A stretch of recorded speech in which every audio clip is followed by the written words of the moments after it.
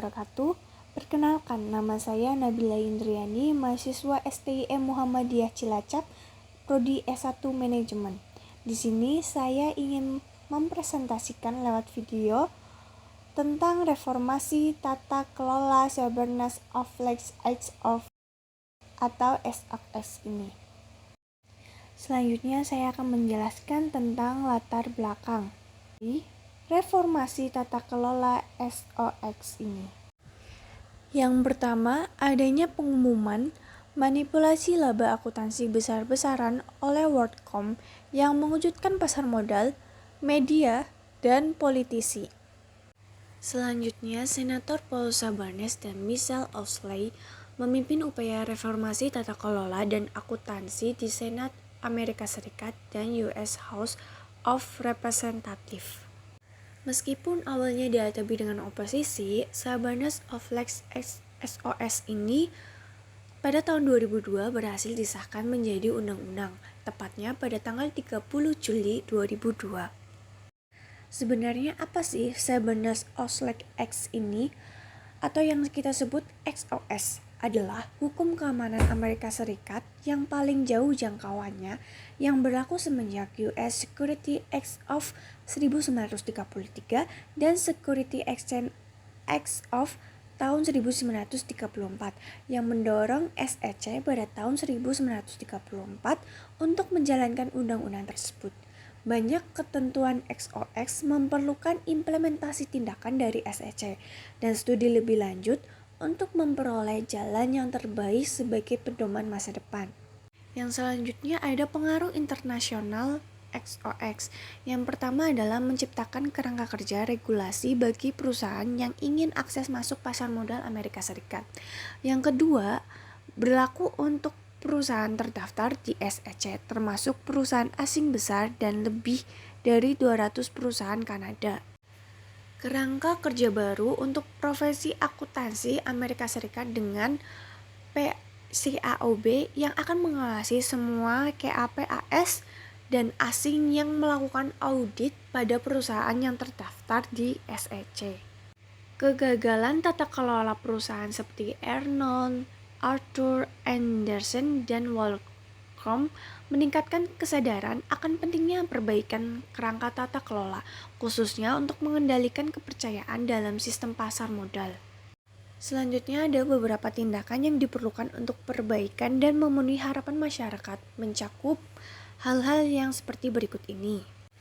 Yang pertama ada klarifikasi peran, tanggung jawab, akuntabilitas dari Dewan Direksi, subkomitenya, dari para direktur pribadi dan auditor.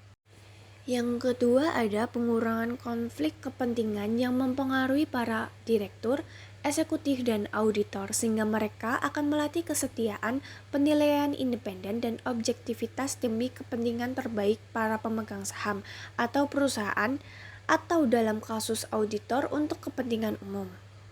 Yang ketiga ada memastikan bahwa para direktur memiliki informasi yang cukup mengenai rencana dan kegiatan perusahaan, kecukupan kebijakan perusahaan dan pengendalian internal untuk memastikan kepatuhan dan kepatuhan aktual termasuk keprihatinan para whistleblower.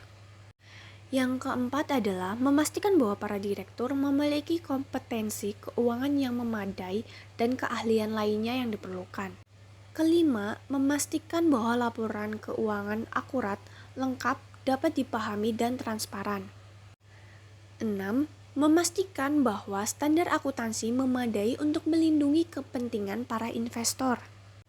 Dan yang terakhir, memastikan bahwa pengaturan dan pengawasan auditor perusahaan publik seperti janji dan operasi parameter telah mencukupi dan tepat untuk melayani kepentingan publik.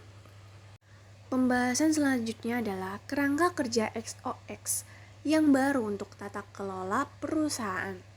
Kerangka kerja XOX baru berfokus pada akuntabilitas kepada pemegang saham dan publik.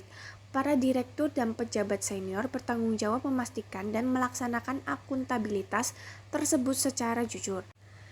Rezim akuntabilitas ini bergantung pada pemeriksaan auditor independen dan audit subkomite dewan. XOS juga mengatur ketentuan khusus terkait dengan konflik kepentingan auditor dan akses yang diberikan kepada dewan. Hal-hal yang diatur dalam XOS melalui pengenalan ketentuan khusus yang terkait dengan yang pertama ada klarifikasi tanggung jawab para direktur dan karyawan untuk akuntabilitas publik dan integritasnya. Yang kedua, peningkatan ketentuan konflik kepentingan yang dirancang untuk memastikan bahwa para direktur cukup independen dari manajemen. Yang ketiga ada klarifikasi tentang peran, tanggung jawab, dan keanggotaan subkomite audit atas dewan. Sehingga seperti pada susunan dari Sabines of Flex Act 2002 ini, pada gambar yang saya cantumkan di PowerPoint ini, ada beberapa bagian judul dan pembagian tanggung jawab dan peran pada susunan dari Sabines of Flex Act 2002. Selanjutnya saya akan menjelaskan tentang subkomite audit. Subkomite audit atau yang secara langsung bertanggung jawab atas janji kompensasi dan pengawasan dari setiap KAP umum yang dipekerjakan oleh perusahaan, termasuk penyelesaian setiap perselisihan dengan manajemen.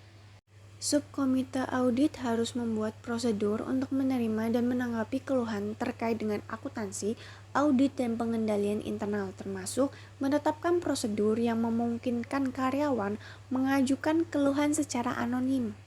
Subkomite audit harus menyetujui setiap pelayanan non-audit yang akan diberikan oleh auditor. Hanya para direktur independen yang dapat menjabat dalam subkomite audit. Selanjutnya ada pelaporan auditor. Yang pertama, auditor melapor kepada subkomite audit tanpa kehadiran manajemen. Yang kedua, subkomite diberikan anggaran dan waktu yang memadai. Yang ketiga, berhak berkonsultasi dengan ahli luar serta laporan pengendalian internal dan bertanggung jawab pada manajemen. Selanjutnya ada larangan dan sanksi. Yang pertama, penggunaan pengaruh tidak semestinya pada audit. Yang kedua, tindakan perdagangan saham oleh orang dalam. Yang ketiga, sanksi atas kesalahan termasuk denda dan pembatasan layanan pejabat. Selanjutnya, saya akan menjelaskan tentang SOX untuk profesi akuntan dan PCAOB atau Public Company Accounting Oversight Board. Yang pertama, SOS untuk profesi akuntansi, di mana auditor lebih responsif kepada subkomite audit dan auditor melapor kebijakan dan praktik akuntansi penting serta komunikasi tertulis antara auditor dan manajemen. Selanjutnya pada PCAOB mengatur KAP yang mengaudit perusahaan publik dan membangun standar audit, kualitas, dan independensi. Berikut beberapa dampak SOX pada tata kelola dan praktik manajemen. 1. Fokus pada akuntabilitas, pengendalian internal, dan pelaporan kepada pemegang saham. 2. Penegasan independensi komite audit dan peran direktur. 3. Penekanan pada kode etik bagi CFO dan penghindaran konflik kepentingan. Selanjutnya ada beberapa dampak pada profesi akuntan dan dampak pada tren etika bisnis. Dampak pada profesi akuntansi adalah penurunan layanan non-audit oleh auditor dan kenaikan biaya audit terkait kepatuhan dengan Section 404. Lalu, dampak pada tren etika bisnis adalah kasus Enron dan WorldCom meningkatkan kesadaran tentang etika bisnis.